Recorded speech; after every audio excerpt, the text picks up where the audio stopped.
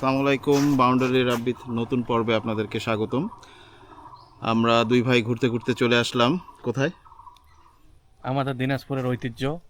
দিনাজপুর বললেই যে স্পটের নাম, যে দুটো ইম্পর্টেন্ট স্পটের নাম আমাদের মুখে ভাসে, সেটাই একটা, তার মধ্যে অন্যতম রামসাগর। দিনাজপুরের রামসাগর। ইয়েস ভিউয়ার্স, আমরা এখন রামনগরের রামসাগরে। দেখতে থাকুন, আমাদের সাথে থাকুন। আমরা পুরো রামসাগরটি এরিয়াটি আপনাদের সুন্দরভাবে ভিডিওর মাধ্যমে তুলে ধরার চেষ্টা করব। ঠিক আছে, সঙ্গে থাকুন। প্রাকৃতিক সৌন্দর্য সৃষ্টিকর্তা যে পরিপূর্ণতা দান করে সৃষ্টি করেছেন, সেটা মানুষের পক্ষে কখনোই সম্ভব না। একবার দেখুন, চোখ জুড়িয়ে যাবে। এত পুরাতন কিছু গাছপালা এখানে রয়েছে যেটা অন্য কোথাও ভাবাই যায় না। এবং সেই কয়েকশো বছর আগের কথা, কয়েক হাজার বছরও হতে পারে। সেই রাজা রাম এখানে একটি পানির খুব সংকট ছিল এই এলাকাতে। সেই পানি সাধারণ মানুষের কাছে পৌঁছে দেওয়ার জন্যই এই খালটি খনন করার পরে এটা বিশাল একটি পুকুরে রূপান্তর করা হয় এবং সেখান থেকেই রামসাগর নামকরণ।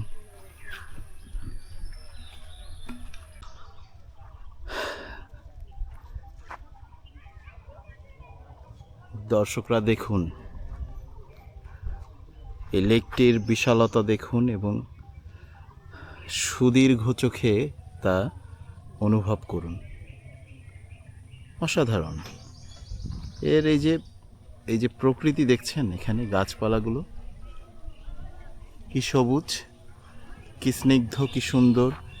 হেয়ারিং করা ইটের রাস্তা।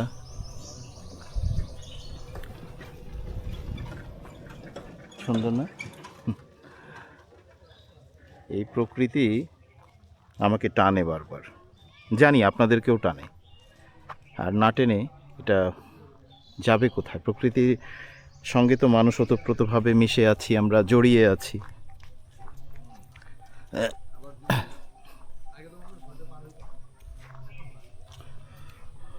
ও ভালো কথা, আপনাদেরকে বলা হয়নি, এখানে টিকিট অনলি 20 টাকা করে, জন প্রতি 20 টাকা করে। এবং দিনাজপুর শহরের খুব সন্নিকটেই ইজি বাইকে খুব ইজিলি আসা যায়।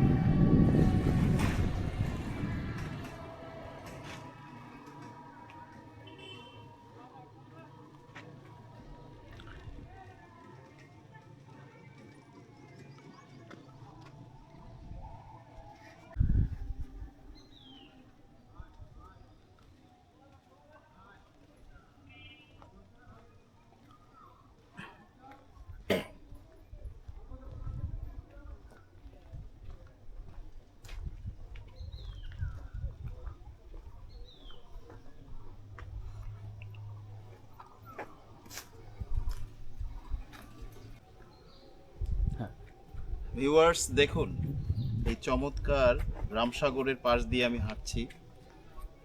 ছোট ভাই খুব চমৎকার করে আমার কিছু ফুটেজ নিচ্ছে। এই প্রথমবার, আমি কখনো এভাবে ফুটেজ নেইনি, যদিও আনইজি লাগছে। তারপরে আপনাদের সামনে কথা বলছি, না তুলে ধরলে তো আপনারা বুঝবেন না যে এই জায়গার সৌন্দর্য, এই জায়গার প্রকৃতি। আপনার মন খারাপ থাকুক, মন ভালো থাকুক, যে কোনো সময়, যে কোনো মুহূর্তে আপনারা চলে আসতে পারেন এই জায়গাটিতে।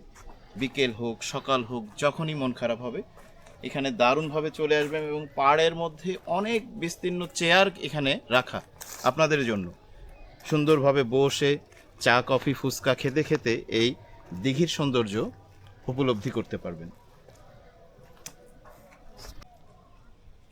ভিউয়ার্স, আপনাদের জন্য বারবার ছুটে আসা এই রামনাথ রায়, ইনি খুব বিশাল রাজা বা জমিদার ছিলেন এক সময়কার।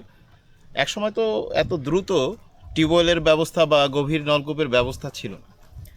তখন তারা এইভাবে সাধারণ মানুষের জন্য, পশু পাখির জন্য, জলের তেষ্টা মেটানোর জন্যই এরকম দিঘি খনন করতেন এবং সেটি জনহিতৈষী কাজেই তারা ব্যবহার করতেন এবং এটা একটি সামাজিক কাজেরও দারুণ উদাহরণ। দেখুন, এর সৌন্দর্য উপলব্ধি করুন।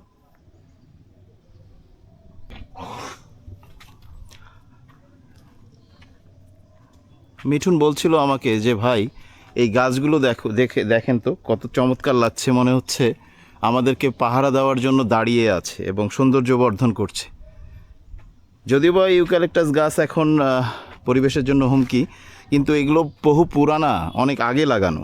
এখন নতুনভাবে আর ইউক্যালিপটাস গাছ কোথাও রোপণ করা হয় না।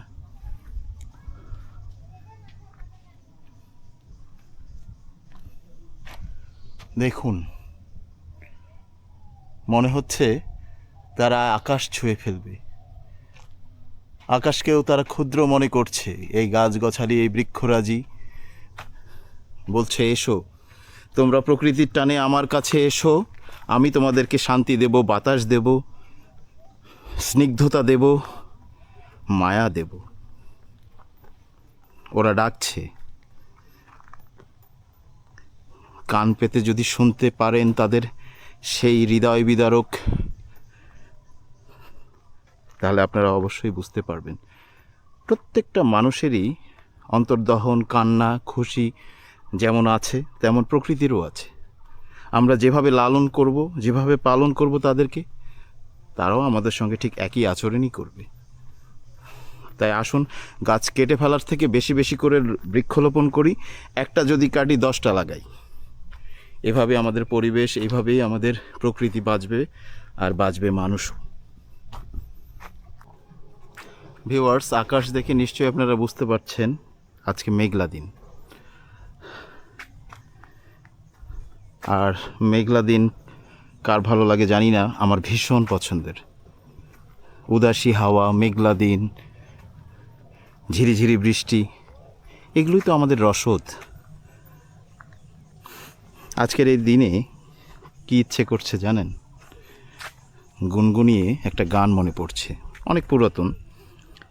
এই মেঘলা দিনে একলা ঘরে থাকে না তো মন, কাছে যাব কবে পাবো ওগো তোমার নিমন্ত্রণ। এই মেঘলা দিনে একলা ঘরে থাকে না তো মন, কাছে যাব কবে পাবো ওগো তোমার নিমন্ত্রণ।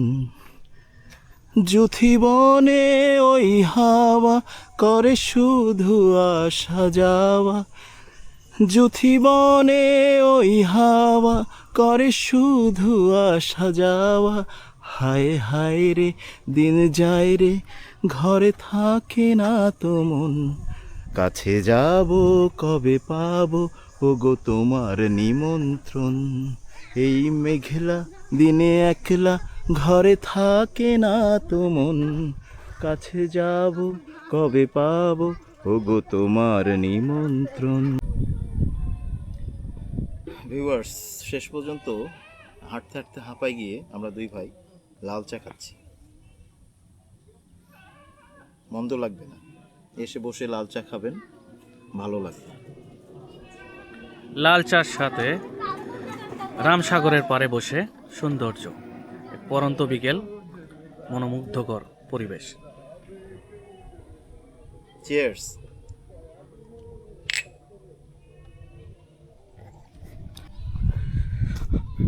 আপনারা দেখতে পাচ্ছেন দিঘিতে একটি জেলা প্রশাসক দিনাজপুরের একটি নৌকা বা বোট।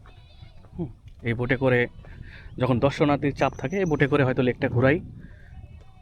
এখন অবশ্য দর্শনার্থী না থাকার কারণে বোটটি পড়ে আছে। সুন্দর। এই বোটে করে আপনার এই সুবিশাল দিঘি, এরকম মেঘলা ওয়েদার, বাতাস, জলের ঢেউ, পদ্মপাতা সব মিলিয়ে, পরন্ত বিকেল, সূর্যোদয়, সূর্যাস্ত সব মিলিয়ে আসলে জল বা পানি আমাদের মনকে শীতল করে। তার উৎকৃষ্ট, যে কথা বলছিলাম, জল আমাদের মনকে সবসময় শীতল অনুভূতি দেয়। জল প্রেমী নেই, সমুদ্র প্রেমী নেই, দিঘি প্রেমী নেই, নদী প্রেমী নেই এই পৃথিবীতে, এমন মানুষ খুঁজে পাওয়া দুষ্কর।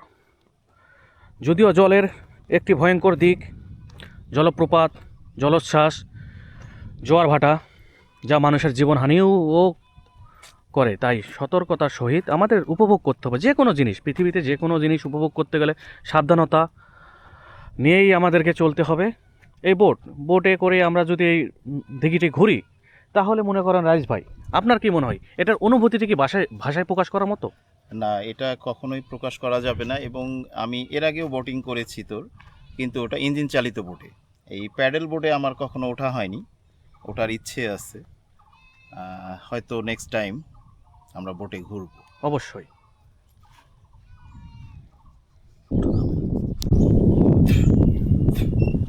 চৈতালি বেলা শেষে যখন রাঙিয়ে গেলে আমার মন, তখনও দেখিনি আমি আরো কি যে বলেছিল তোমার নয়ন, তোমার নয়ন।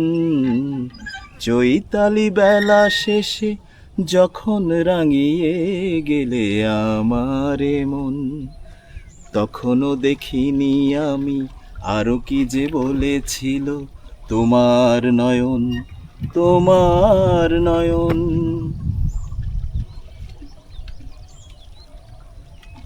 আজকের এই ওয়েদারটা বুঝলি মিঠুন, জি ভাই, প্রচণ্ড অনুকূল আমাদের জন্য। তবে মাঝে মাঝে রোদ উঠে একটু ঘামাই দিয়ে যাচ্ছে। মেঘলা আকাশই ভালো। হে সৃষ্টিকর্তা, তুমি একটু রোদকে বলে দাও যে সে যেন কিছুক্ষণের জন্য লুকিয়ে পড়ে। ভিউয়ার্স দেখুন, উঁচু টিলাতে এখানে মানুষ শুধু দিনের জন্যই আসে না, রাত্রিবাস করতেও আসে।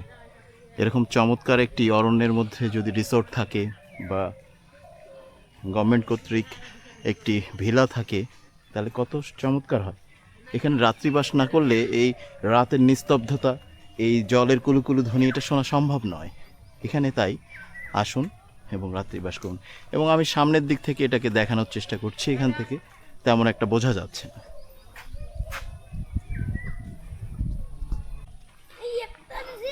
দেখুন, রামসাগর জাতীয় উদ্যানের এখানে একটি চমৎকার বোর্ড এখানে জনস্বার্থে দিয়েছে তারা। এখানে অনেক কিছুই জানার আছে।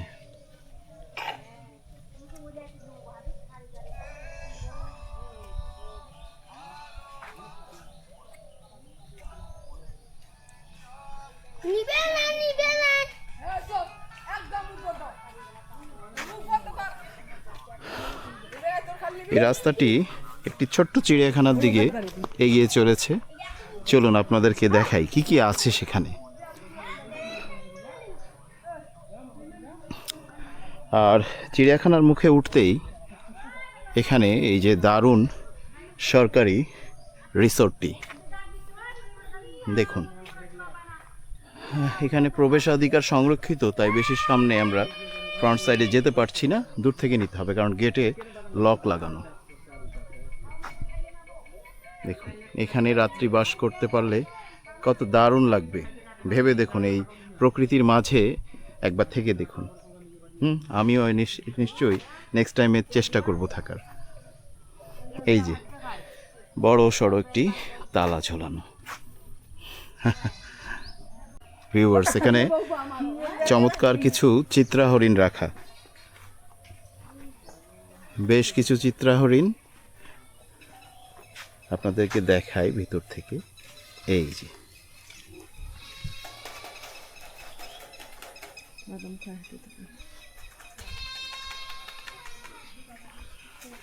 আর কি কি আছে মার্ক করা নেই এই খাঁচাটিতে। ও পাইথন, বিশাল বড় অজগর দুটি অজগর, ও মাই গড, 3টি অজগর রাখা। এখানে বোঝা যাবে না কারণ অনেক ছোট ছোট নেট দিয়ে ঘেরানো।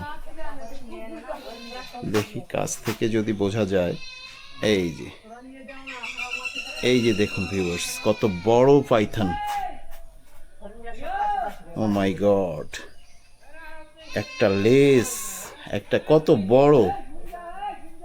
এটা তো মানুষকে এক নিঃশ্বাসে খেয়ে ফেলবে।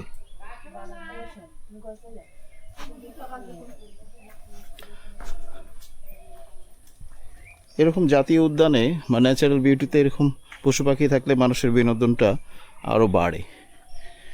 হনুমানকে লিখেছে ডিস্টার্ব করবেন না। আমরা তো ডিস্টার্ব করতে চাই না তোকে, কিন্তু তুই মাঝে মাঝে মানুষের বাড়ি ঘরে এসে উৎপাত করিস। খুব আরাম না? শুয়ে থাক, শুয়ে থাক, অনেক ফলমূল খেয়েছিস, শুয়ে থাক। এই যে দেখুন, ফাঁকা দিয়ে যতটুকু ক্যামেরায় ধরা পড়ছে, এই যে বিখ্যাত হনুমান, সেই রামের হনুমান এখানে স্থান পেয়েছে। রামের বানর গোষ্ঠী যদি না দেখাই তাহলে আবার কেমন হয়, রামের বানর গোষ্ঠীও আছে এখানে। এই দেখুন, এই যে উকুন বাজতেছে দেখুন ভিউয়ার্স, কত চমৎকার ভাবে। হ্যাঁ, ওদের আচরণ একবারে মানুষের মতো। কি রে, কি উকুন বাজতেছিস? খাওয়া দাওয়া গোসল এগুলো হয়েছে তোদের?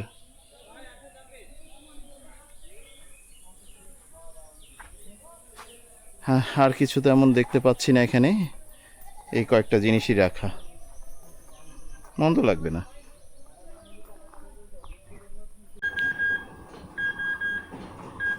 দেখুন দর্শকবৃন্দ, এখানে চমৎকারভাবে কিছু দোকানের পসরা সাজানো, বাচ্চাদের খেলনার জিনিস থেকে শুরু করে কি নেই এখানে,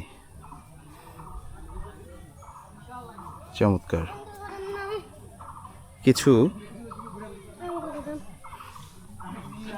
কিছু চমৎকার দোকানের শাড়ি এখানে সুন্দরভাবে সাজানো। ফুচকা আছে, চায়ের দোকান আছে, দোকানিরা বসে বসে আছেন, কিন্তু আজকে কাস্টমার খুবই কম।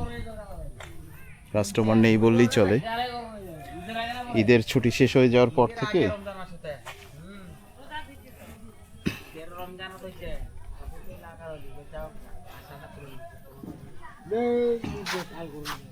তোমার নাম কি বাবা? রাহাত। রাহাত, তুমি পড়াশোনা করো? কোন ক্লাসে পড়ো? ক্লাস 3-তে। কোন স্কুলে পড়ো বাবা? মোহনপুর। বাসা কি মোহনপুরেই তোমার, না এখানেই? এখান থেকে কত দূর হয় তোমার স্কুল? তুমি বুট বাদাম বিক্রি করো? আচ্ছা, আমাকে কোনটা দিবা? এইটা? আচ্ছা, এটা বুট না বাদাম? বাদাম। আচ্ছা, একটা নিলাম তোমার কাছে। লবণ আছে এতে?